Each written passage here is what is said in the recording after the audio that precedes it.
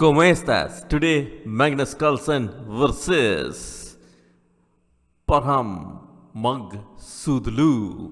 But anyway, this was a very quick game, so shall we be? So we'll be having e4, Sicilian comes up. Carlsen is ready.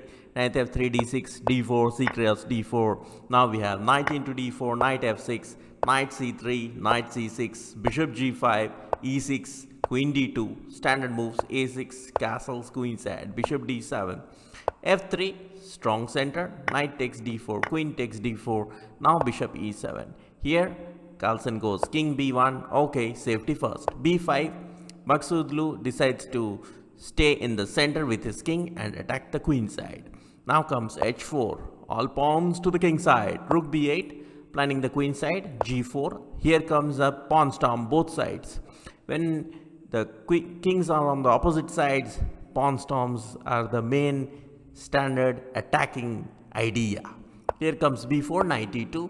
So I like white better, but the black has some chances here with bishop a4. But this was not played. Just a5 is played. Knight g3, queen c7, planning some attack. Here comes bishop e3. So now c2 can come under heavy attack. Here best move is castles. Although I don't like castles, the Indian says it's better to get the king to safety. g5, d5, and then e5, knight e8, and some kind of close position for help. Knight h5, then rook c8, get some attack. Both have equal chances, but this was not played. Rook c8, dubious was played. And then came a very bad move, rook h2 by Carlsen. Not expected from Carlsen. Better move would have been like bishop a6, remove the attacker, because there is a great idea on queen c2. For example, we can use the position of the black king in the center. For example, bishop a6 would lead to a better position. For example, after bishop a6, there would be queen into c2 check.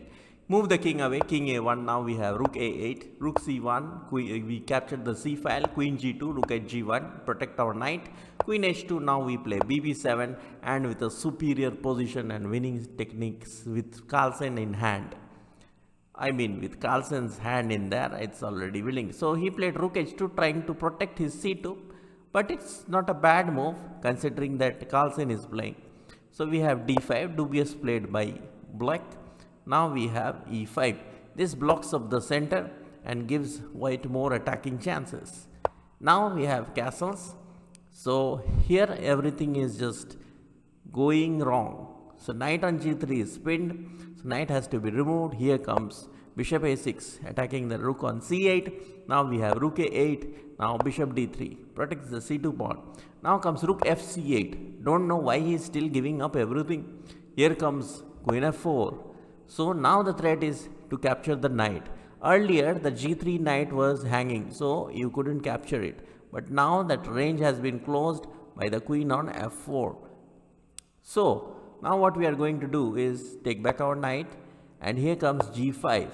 Carlsen is going all out. Here comes bishop c5, removing some attackers by exchanging. Always remember this technique. When your opponent is attacking, try to remove attackers by exchanging. So here exchange, and here comes h5. All pawns going towards the king. Here best move was queen e7 followed by g6, which would be +5 for white, but still playable. But here a very bad move, bishop b5 was played.